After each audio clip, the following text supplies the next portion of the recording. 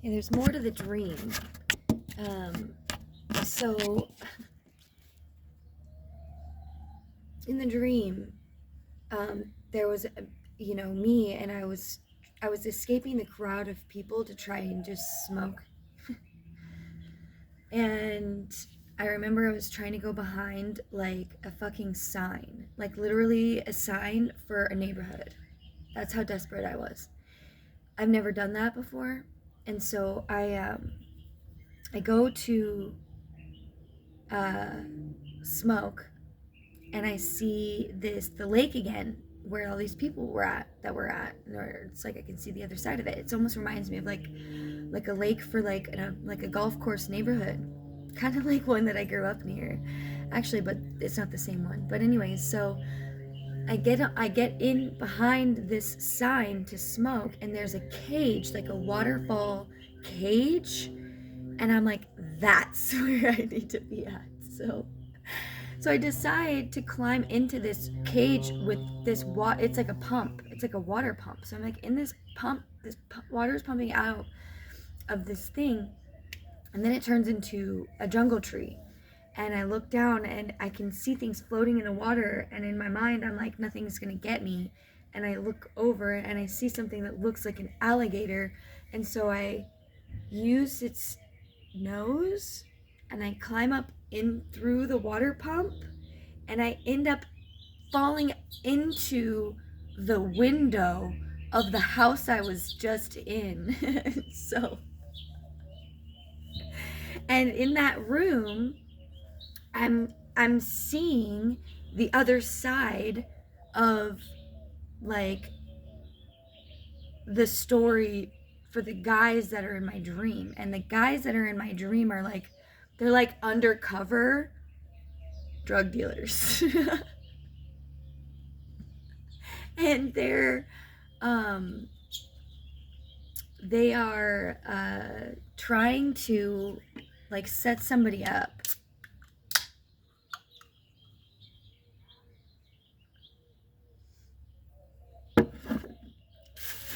And so for some reason, the cops from the other night, I felt like that night I was in a dream. I remember I was in a stretcher twice. I told you they escorted me from the bar to my house. My sister had ordered some food from the same bar, but had came and picked it up herself when it was ready, without calling me. Said she saw me at the bar, picked her food up and didn't say anything to me. Went home, and then I was all of a sudden being delivered to the house in a stretcher. Seems a little weird to me. A little weird. And why didn't she call me to pick up her food? And why didn't she come over? First of all, hello? She said she saw me. So then I go home, and at that point I'm already blacked out, and I only had 4 drinks. It was like as soon as my sister got in the mix, something changed. And so all of a sudden, because I wake up in the hospital, you guys, like, what am I doing here? My sister comes and picks me up, and she starts telling me that I'm being violent, that I was growling at people, that I slipped and fell, and I was throwing shit in my room. I definitely know I wasn't throwing anything. I definitely know that I probably slipped and hit my fucking head, and it probably hurt, and it probably freaked me out, and I probably was like thinking she was attacking me because I've been going through these spiritual attacks of people who are envious, for lack of a better word. I'm not saying that it's her, but I'm just telling you how the night went. So I've been playing this back in my mind now for 5 days, and I don't have outside influences. I don't get out of the house much, and I don't talk to people on the phone. So I stay in my own energy very easily, and some people don't like that. That my life is the way that it is, not because I haven't earned where I'm at. By, choosing to do the work that I do. And a lot of what I do is unseen. A lot of what I do is dream work. A lot of what I do is intuition and seeing into seeing deeper into people. So I'm noticing that I'm having these vivid points in my dreams where I can still remember them and I'm still in them because I'm in both worlds. I'm laying in my bed, still mostly awake. So it's almost like it's like theta brain state, which is what we stay in, I believe, for the first 7 years of our life, which is a super good brainwave to stay in when you're trying to reshape your brain. Reprogram your brain. Something is going on in my dreamscape that's reprogramming me and other people too, because like I said, I don't see people in my dreams. Usually they're just, and what do they call it, non-playing characters, NPCs. They're usually just NPCs in my dream, but they're not anymore. I'm starting to see people that I know in the 3D. Yeah.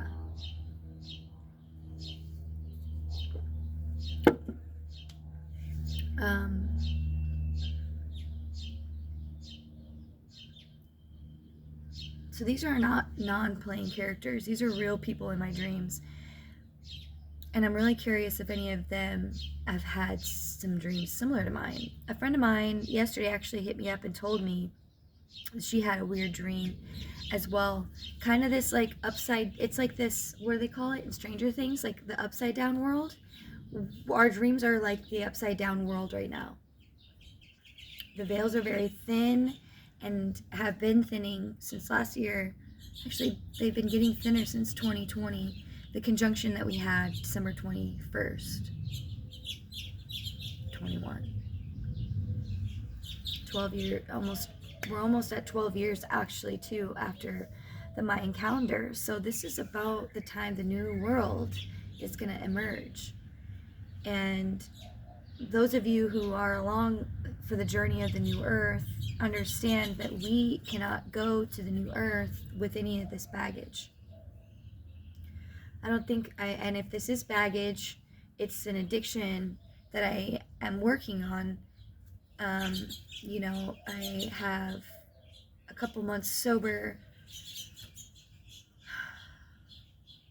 from a little known short relapse that I had when I got back from Maui in September.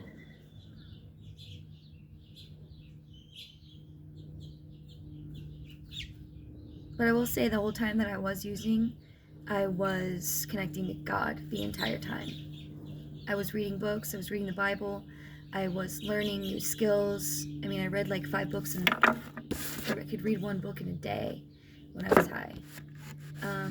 But I was depleting all of my energy, and I had to show myself that I was worth more and that I didn't need the drugs to get to my dream goal, which is where I'm at today, actually, which is crazy because I've been sitting on the business that I just launched yesterday for almost 3 years, for 2.5, 3 years now. I've been sitting on this business. And I've been coming up with obstacles, I've been coming up with competition, I've been coming up with business partner potentials that aren't exactly doing the work and basically manipulating my work and taking credit for it. I know it sounds fucked up because it really kind of was. But that's because I didn't have any of my own boundaries set up. And in this dream, it seemed like I had no boundaries. It was like I didn't get there was no choice for me to be alone anytime. I didn't get a choice to have a moment to be alone. And, a lot of what I'm talking about may be rooting from my childhood, maybe rooting from never feeling heard and never feeling seen. I was a pretty loud, enthusiastic kid. But I was clouded by a lot of darkness that no one knew about. No one. I wasn't allowed to talk about it. Still not allowed to talk about it.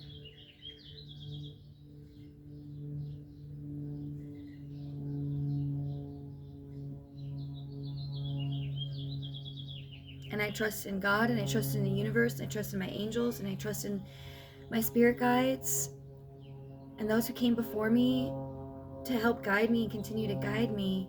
But I understand that this is the help that they are helping me with, guiding me. I don't know if you guys know, but when you ingest chemicals, or even if it doesn't matter what it is, if it's chemicals, if it's food, if it's low energy vibration, TV shows, if it's things like that, you lower your frequency to a level where higher dimensional beings, angels, can't necessarily get to you with a clear message.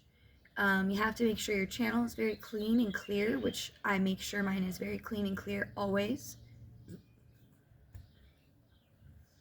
And I'm always asking for the assistance of my angels. And I want to make one thing clear with this whole dream, with my addiction to the past, and my moving forward with life, is that you have to look at yourself with compassion, and you have to accept your shadows in order to move on. Because your shadows, okay, so it's funny, I was watching a movie before I went to bed last night because I was having a hard time sleeping. This full moon that we just had, it was a pink moon, and it was super highly charged. And it's been hard for me to sleep because anytime the moon is shining on me, and the bigger and the more sunlight that's being shined, reflected from the moon into my bedroom, it's like I'm already a sun, so I'm like wide the fuck awake. And I've been trying to change my sleep schedule, so it's really been messing me up because I'm like trying to go to bed early, and then these full moons screw me up every time. It just takes me a couple of days to get back on schedule. I'm sure drinking a Red Bull until 8 o'clock last night didn't help. But what it did help me do, instead of using drugs, was post all of the things that I've been sitting on. And you know, I'm not going to look at my last year as a waste of time at all, because I haven't had a job, but I have been able to survive somehow with the help of my sister and her fiance letting me stay here longer than expected, and now reestablishing new, you know, conditions, if you will, money and things like that. Yeah, so I think I got a little segued off of where I was going at with a dream. Oh, and the police. Okay, so back to the dream and the police from the other night. I just remember looking up at the people and telling them how beautiful they were, and how much they were angels, and how much they were doing God's work. But I didn't feel like I was looking at them like they were police. I was literally looking at these police officers like they were angels. It was kind of odd for me. And like I told you guys, the story I was told about what happened that night is not the story I recall. The story I recall is me coming home a little more inebriated and somehow confused, and then you know, find out the next day that the food and everything else but me made it home safely, even though I was right there. If it was me and that was my sister, I'd have gone up to her and said something. I don't care what kind of mind I was in. I'd look past my ailments, and I'd make sure that she was okay. Especially if I'd ordered food, hadn't heard from her, and she looks drunk.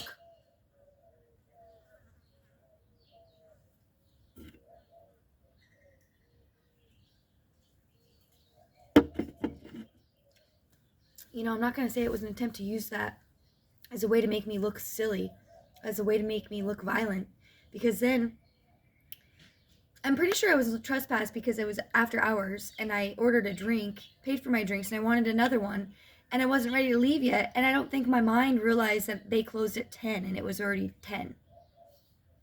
I think that's what happened, and they realized I was a little too drunk to drive home or walk home, because they had walked home, and they offered me a ride. I think that's what happened.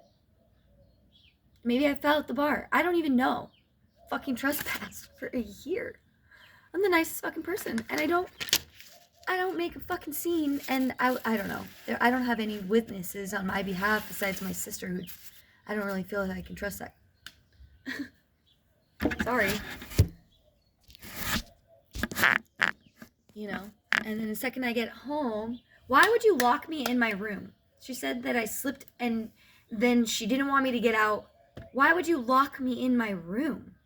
She said she was holding herself on the other side of the door with her knees up against the door, trying to hold the door shut. Why would you want to be locking me in my room?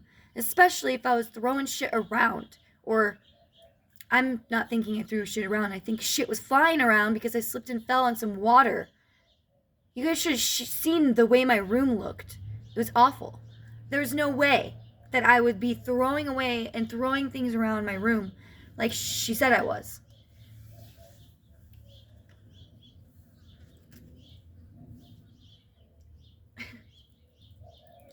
And those of you who follow my YouTube channel can see there's evidence. I have lots of it. People are getting angry about it, clearly. But I'm going to work through love today and start to stay off on the right foot and realize that everyone has an opportunity to change. And I pray that whoever this was that was dealing with my dreams and dealing with trying to do some Sesame Street crack magic, it doesn't work on God's chosen ones, okay? They can see it right through it, and then you get exposed. All right, I need to read my book and take a walk.